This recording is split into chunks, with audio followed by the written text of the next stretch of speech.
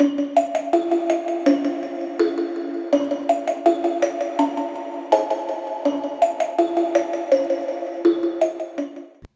everyone, welcome Hi, back to Yael and everyone. Recap Halloween. I'm very sleepy after this movie.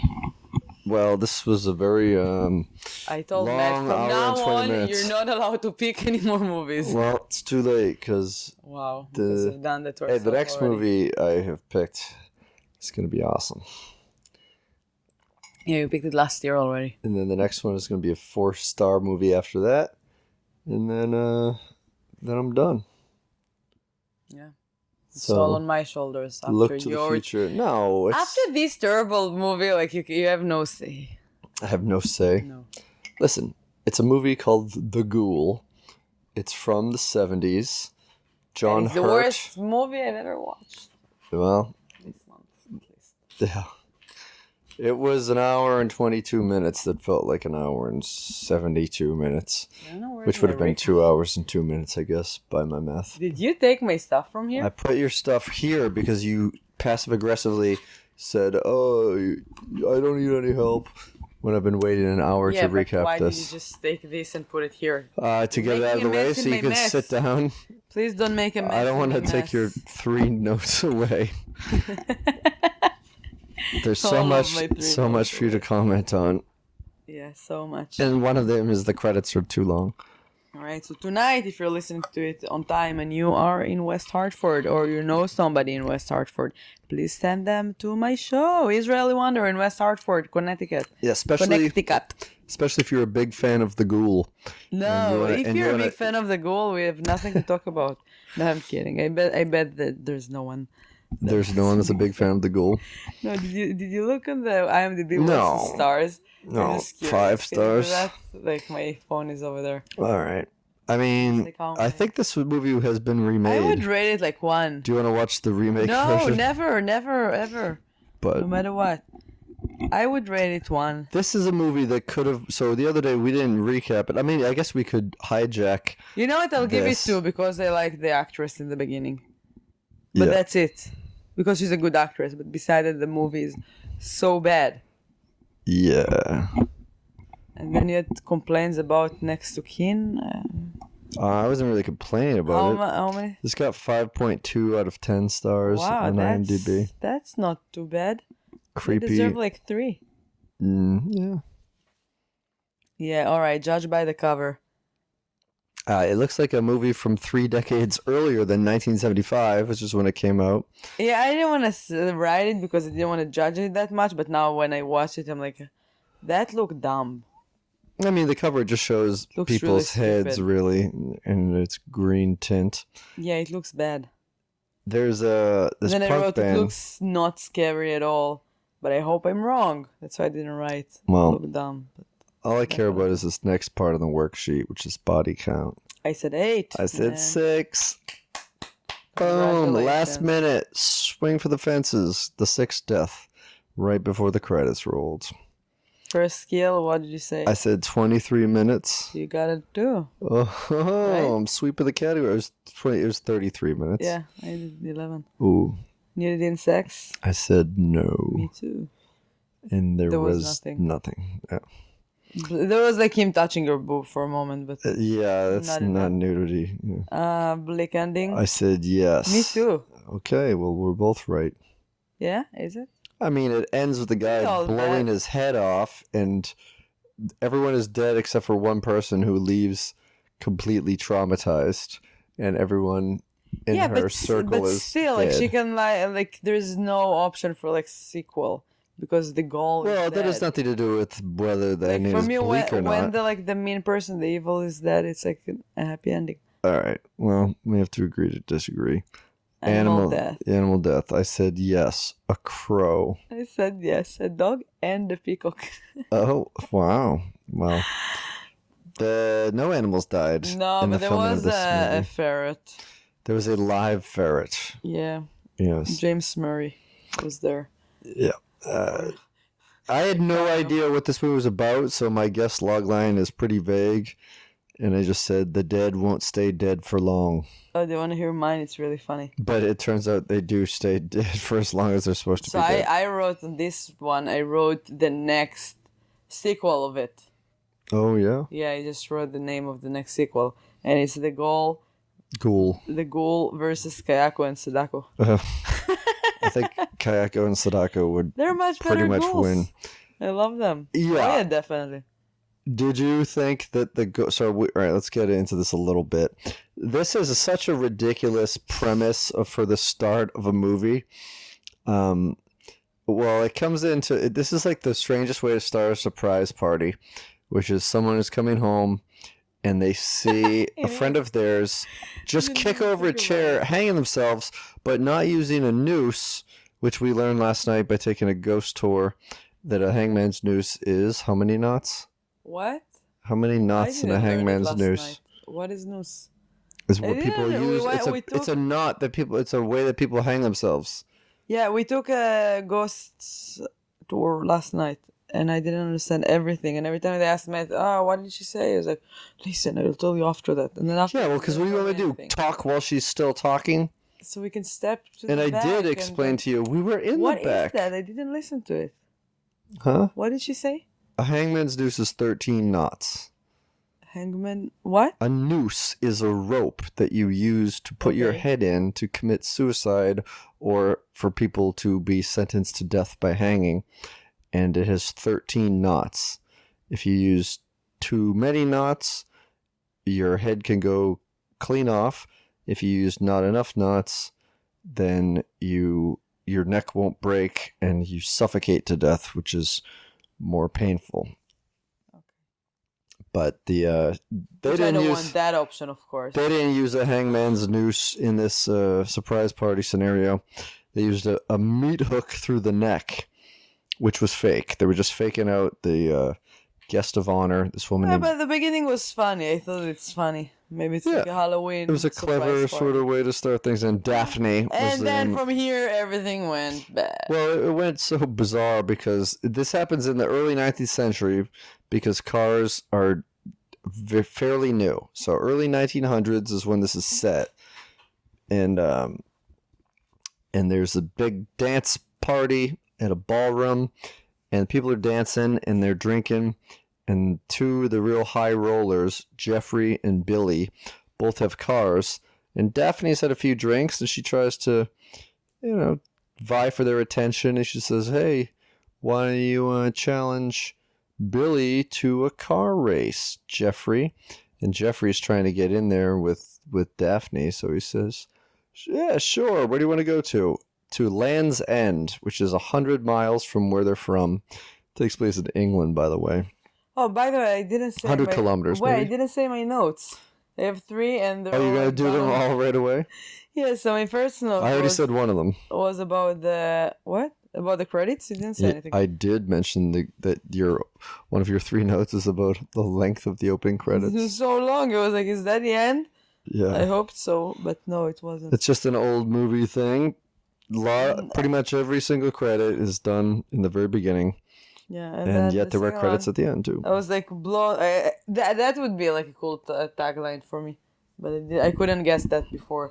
Blondes go upstairs in horror movies since 1975. Ooh. Okay. I mean, I'm sure they've been doing it since before then too. Psycho. Although the motel was just on the first floor, but the house has multiple floors. Was she blonde? Yeah. And another thing they wrote is that she challenges him with a car, but then the dialogue was like this. It wasn't a dialogue; it was a monologue. Challenge him to a race, and then she was looking at the other guy like, "We challenge you to a race," and it was like, "Yeah, women." She spoke for him. Women are like that since forever. And can you challenge somebody to a race? I don't want to challenge anyone to a race. Why? I think it's cool. Next time you're gonna be with people, I'm gonna tell them that you're challenging. I'm gonna challenge them to a 100-mile race after a night of drinking, and they even said that we're gonna start the race after we finish all the champagne in this party. They're like Dom Perignon, which means that this movie had a pretty good budget. Yeah, and It's like $100 and something for a bottle. and everything. The best part is that they get everyone fired up. Like, we have an announcement, everybody. There's going to be a race. Yay! And then, like, they only see the beginning of the race because there's no way everyone can travel 100 miles to get to where it ends to see who actually wins. But they have to bring witnesses. So Daphne suggests that Angela goes along as a witness, but she goes with Jeffrey, and Daphne will go with Billy, which Jeffrey was kind of annoyed by because he was trying to get it with Daphne, and instead he ends up with with Billy's sister. So they get going. These are the kind of cars that you have to crank in the front before it gets ready. And so Jeffrey is cranking like crazy, and Billy's like, mine is going to work in the first crank. And it does. And he lets Daphne drive, and so she goes swerving out of there. And they drive for a while on a straightaway. I did like her character. Yeah, she was. But the movie was so bad. That's why I would give them 2 stars. She deserves a star. Okay, so you don't have to keep saying how bad the movie is because it's well established. Because I hope that you didn't watch it, people. And well, we have to get through this, or we cannot. We can make this the shortest recap if you want, because I can pretty much sum this movie up in a paragraph. So sum it up. I don't have any more notes. All right. So, I mean, the movie in a nutshell, I can tell you how it gets there, is a race goes wrong. Things separate. The 2 cars get separated. One of the cars, the witness, Angela, doesn't want to be in there anymore. She's car sick and bored or something, and she's cold. She's complaining. Both cars are convertibles. So Jeffrey pulls over, and then Daphne and Billy just keep going speeding by until the fog is so thick that they can't see through anymore. So they pull over, and coincidentally at the same time, they are also out of gas. So Daphne, being the big brassy babe, makes Billy go get the gas, and she'll wait for him there. And so she's by herself sitting there, and then she's like, fuck this. So she writes a note in lipstick on the windshield, and then starts wandering around, where she gets confronted by a very creepy looking man who I thought was the Ghoul. Yeah, me too. And there was also one of the same way that Sleepwalker started, there was a dictionary definition of what a ghoul is, but it was but it was unreadable because it's like red font over the video. And I don't know if it's just the connection or the fact that it's such an old movie, but it was some words I couldn't even make out, so I didn't even bother. On the when she wrote with the lipstick, I felt like we should have been like read it, but you couldn't see anything. It was too blurry. Yeah, so I mean, I could gather that it was a note saying like, "I'll be back. Wait for me." And so she asks the creepy guy if there's a petrol, because it's in England, petrol station or a hotel by there.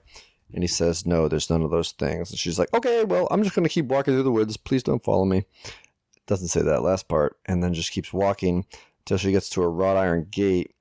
And the guy's like, there's nothing up there. You shouldn't go up there. And then she does. So he does the next reasonable thing and picks up a large rock and fires it at the back of her head.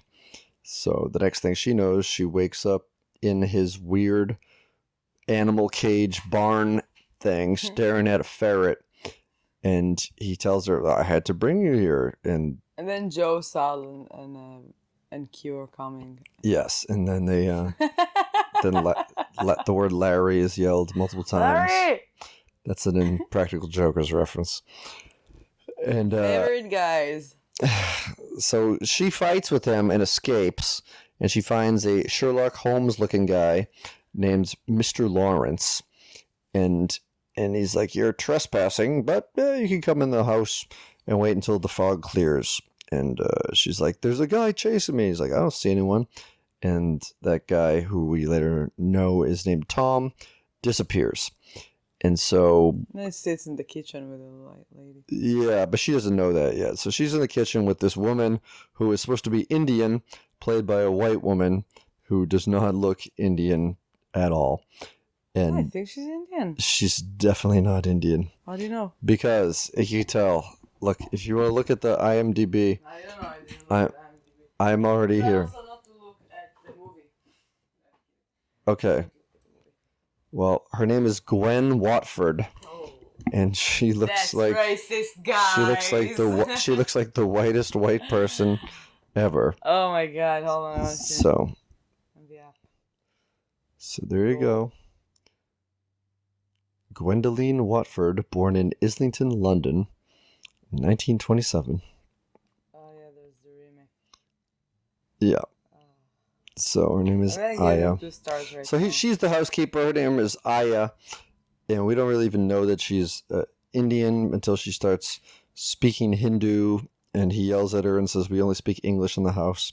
I don't know if she spoke like Hindu. Oh, sorry. It was not English. Yeah, but it wasn't English. There's many languages in India. Okay, so I'm just going to default. I know Hindu is also a religion, but Hindi is what I Hindi meant. is the language. Yeah, Yeah, yeah. But I don't think that. I think it was like fake thing because I heard like Indians languages in my life. And Well, there's hundreds of them. So I know, but I don't like if they would use a language from. I don't know. I feel like they would not have just made up jibber jabber. Anyway, we have no way to confirm this. We could ask an Indian person that speaks, but still, they might not speak the language. Whatever. Doesn't matter. It just matters that they use that to emphasize that she's Indian because she does not look it at all. And he starts bragging about his dead wife and the fact that he enjoys building and occasionally By the way, playing violins. Tom played in Alien. Hmm? Tom, the Yeah. creepy guy, played in Alien. Yeah. Was he William Hurt? First one. Who was he? John Hurt. Yeah, John Hurt. Yep. Yeah, he's like a pretty well-known actor. So he's got kind of like a shaggy monkeys-esque hairdo in this one. And so he's in the kitchen talking with Aya and Sherlock Holmes, aka Mr. Lawrence. It begins playing guitar, which causes Daphne just to fall right asleep. I mean, she's had a hard day and a head injury. So she takes a nap for about 3 hours or so. And then Tom sets out to find Billy to bring him back. That's what he was told to do. And then he does not do that. He finds Billy asleep in the car, waiting for Daphne to return.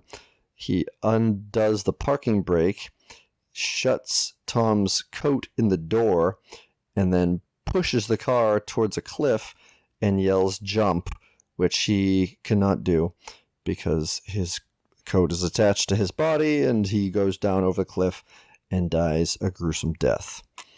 And then Tom climbs down and steals his cigarettes. Wow. The movie in the United States is, I will just say like interesting things once in a while. Okay. So the movie in the United States called Night of the Ghoul and The Thing in the Attic, which I bet that it's a much better name for it. Thing in the Yeah, Attic. I mean, the thing in the attic, I feel like it's weird. I mean, I assume that we haven't even got to that yet, but there's a thing in the attic. Although it's not really even in an attic because it's just the top floor of a room. The Thing in the Room. The thing on the second floor doesn't have the same ring to it. But it's a character that comes out like 3 times in the movie. But that's the big secret of the house that we soon learn, because when Daphne wakes up from her nap, she walks into a sanctuary, a religious sanctuary, where Aya yells at her for being in there, and then Mr. Lawrence is like, "Well, this is a place of Oh, yeah, God. it's such Everyone a can Hebrew be name. here. He can be here." Ah, yeah. And so she's looking at pictures through like this weird magnifying glass device thing. She realizes that he's a clergyman, and he says that he was, but he lost his faith. And he even has his own separate room, different than Aya's sanctuary, where he prays for his lost faith to return, which is pretty weird. So Aya brings her up to bed, tucks her in, puts a weird net around her that you can see through. She is uncomfortable with Aya tucking her in and says that she does not want to get undressed, which I think would have made the movie more interesting. Something interesting. Of course. The photograph of Dr. Lawrence's wife is a photograph of Peter Cushing. That's the guy. Cushing. Own wife. She died suddenly in 1971, before the movie. Oh, wow. And Cushing mourned for the 20 years he survived her, often commenting that his only real joy in life was contemplating being reunited with her after death. Wow. Yeah, that's strong. That's really sad. Yeah, and also Veronica Carson said Daphne. I think so. According to her, director Freddie Francis made Peter Cushing do multiple takes during the scene where he talks about his love for his wife. This caused Cushing great distress and reduced him and some of the crew to tears. Oh. Yeah, that's sad. Yeah. So after Aya tucks her in, then things start going real bad, because she goes down to her altar to pray while Mr. Lawrence begins playing the violin. And then Tom goes out and hangs out in the foggy woods. And then Aya starts chanting on the floor. And then we see a pair of bloody bandaged sandals emerging from the room that is not an addict. And attic. Did I say addict? And then goes up to Daphne's room, stabs through her netting, and immediately there's a real long, very awkward stabbing scene where she is not bludgeoned and stabbed right away, but they just keep cutting back and forth to her screaming and fighting, but she gets stabbed with this real weird looking dagger that like fits on like the whole hand and then gets killed. And then her body ends up in the kitchen where Daya just starts cutting it up. Tom peeks in for a look, gets shooed away. Then Daya goes to put her hands in salt, and Tom sneaks in and steals her bra, and then retreats to his room filled with chicken coops. Aya leaves an offering bowl outside of who we now assume is the Ghoul's room, and Mr. Lawrence cries in his altar. Meanwhile, the other half of the race who have given up, or maybe they completed it, maybe they went all the way to Land's End, took their victory lap and came back, but Angela and Jeffrey are called to identify the body of Angela's brother Billy, and it's real mashed up. And this is where they really pound in the fact that this takes place in the 1900s. Do you want to talk about the cop, the interaction? No, you can talk about it. Come on, you know it. What is it? The cop? The police officer that identifies the body. Brings them to identify the body. Oh, yeah, that was funny. Yeah, they offer him to go in the car. And no, I prefer to. You can say that like. He's like, I'm an older man. He's this also a big fat guy. He's like, this is too new for me. I prefer this. And he pedals there on a 10-speed bicycle and tells them to follow him in his bicycle when they go to the crash site. And they get there, and the cop pretty much straight up says, I'm not going to help you look around for witnesses or for a clue, and nobody in the town is going to help you because there's a big house up there and it's scary. So that's it. Suckers, then I'm not going to help you out. And then, so they all right, we're going to start searching. And then they make the same mistake that Daphne and Billy did initially. And they say, all right, Daphne, you just wait here and I'll go away. But if you have any problems, just honk the horn. And so immediately after he leaves, she's like, "I'm hungry." And I was just thinking, like, her brother just died and she's hungry. Come on. Still gotta eat. That's why they put all those. After a wake, there's always a ton of food. And, Yeah, but usually the people, like, their loved just died. They don't have hunger. well, They want to mourn. How do you say that? Mourn? Yeah, mourn. Mourn. Yeah. So then she honks the horn, and the guy starts to come back, and then we see like she just decides to start driving, which she doesn't know how to do, and so she starts driving. All the while, Tom is looking on. He's always creeping in the woods, and she gets frightened because Tom comes out and like yells in front of her, and then she crashes, and then she wakes up amongst the ferrets, just like Daphne did. Jeffrey sees the crash and he searches the area. He enters the house, and Aya screams at him in Hindi, and then Mr. Lawrence demands an explanation. He gives him one, and then he just offers him up a drink, and then he finds Daphne's button on the chair.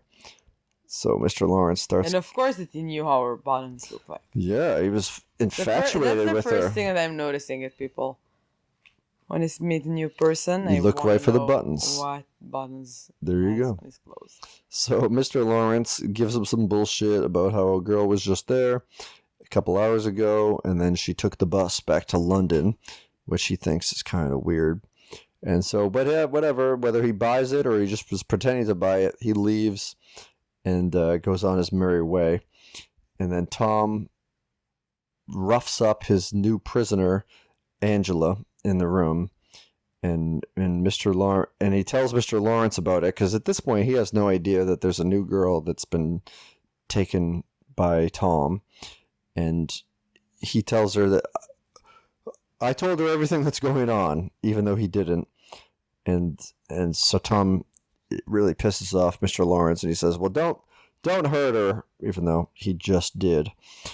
And so he goes back and brings her in the house, then takes her necklace, and then brings it to his pet rabbit, and starts cuddling with it. But then Jeffrey goes into Tom's little house and gets real in his face about, "Help me, you're Tom. Help me get my car that's stuck in a ditch." And so he forces him to do it, and it turns out that Tom is wearing some military stuff, and so he's like, "Well, where did you serve?" This is like a false valor type of scenario. He's like, "Because I was an officer, and maybe you served in the same place." And I was an officer. I was in the office. there you go. And they argue, and he forces Tom to help him out. And then he said, "Hey, did you help a girl to the bus?" And Tom doesn't know that Mr. Lawrence had said that, so he denies it, and then he just runs away into the fog. And then Jeffrey chases him, of course. And this is a classic 60s and 70s movie trope. It reminded me like cartoons, and I was like, I've never seen that in a real movie. Go into quicksands? A what? How do you call it? They start sinking in quicksand. Yeah, Chol Tovani. It's something that you make fun with, like, as a kid. You're like playing, like, "Ooh, this is a Chol Tovani. We're stuck here. Let's go to rescue." Yeah, so Jeffrey... I've never seen it like as an adult. In real life. I was thinking about it, Googling, where is quicksand in the world? So Jeffrey is sinking in quicksand. In Nickelodeon. Yeah, and Tom begins taunting him about it, and then going off on his own after giving him a very fake salute. And then he falls in quicksand, but Tom is not near branches, I have to say that which Jeffrey is. Next of kin, she did a really nice thing in her hair, and I really liked it, like something like this. Maybe I will do that. Maybe. She inspired me. This movie, no. I'm thinking about wearing pajamas and an army helmet like the kid. But, yeah. So they both sink it in quicksand. Who are you? Next of kin. But Jeffrey gets out and he helps Tom in exchange for information. Tom spills the whole thing about how there's a ghoul in the house that feeds on human flesh. Did anyone actually say the word ghoul? No. He just said there's like a beast in the house, I think. Yeah, the word ghoul. Or maybe something in the house. Yeah, and there's a thing in the attic. So Jeffrey goes back and he confronts Mr. Lawrence. Mr. Lawrence gives him more bullshit. Says, "Oh yeah, Tom just makes stuff up. You should hear him. Hear the stories he tells." Then they both hear Aya chanting. Imagination. Yeah, they hear Aya chanting. Mr. Lawrence interrupts her chants, and then you see her that she's praying on an altar that has the necklaces. So Jeffrey knows there's something in there. So he goes charging upstairs. And then Mr. Lawrence, we learn that that's his son, and he goes in there and he immediately gets the weird dagger stuck through his head, falls down the stairs, and Tom tells Angela, she's still his prisoner, that Jeffrey's dead, and then she brains him with a statue. And then he tries to rape her. Yes. He holds her boob. Yes, and she beats the shit out of him with a statue. And then the ghoul comes in the room and kills Tom. She screams like crazy. Yeah, she was a good horror queen actress. Then did you see him? He looked like you and me, like a regular person. No, I'm talking about Angela. Green, weird face. Yeah. And then Mr. Lawrence shoots his son. Angela flees screaming. Aya cries. And then Lawrence shoots himself. The end. And then the red, hard-to-read credits roll. We read it already. And that is the Ghoul. Yeah, dun dun dun. Yep.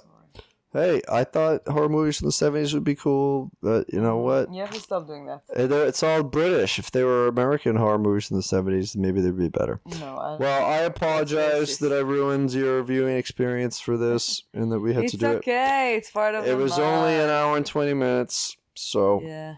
If you have... And I don't know how the ritual is. Yeah. I kind of have the feeling that you're going to like it and I won't. Oh, okay. Well, it's from 2 years ago. From in the last 2 years. So. Yeah, it's like a Netflix thing. So yeah, tune in tomorrow, listen to us on The Ritual, listen to this today. Well, then get in a car, drive to Connecticut, go to the Elbow Room, see Yael Gavish, Israeli Wonder at 8 o'clock. And if you're listening to this the day after, then follow Yael Gavish. She'll still be in West Hartford at another show. No, I won't. Oh, you're not? No. Okay. They don't pay me and I have something else on Saturday. Okay. I have a private party. Oh. I missed all these interesting developments because I went to go see Helmet in concert, and that was really good. My ears are still ringing. Yeah, I'm gonna apologize in advance for the movie that I'm producing right now and editing. It's not good.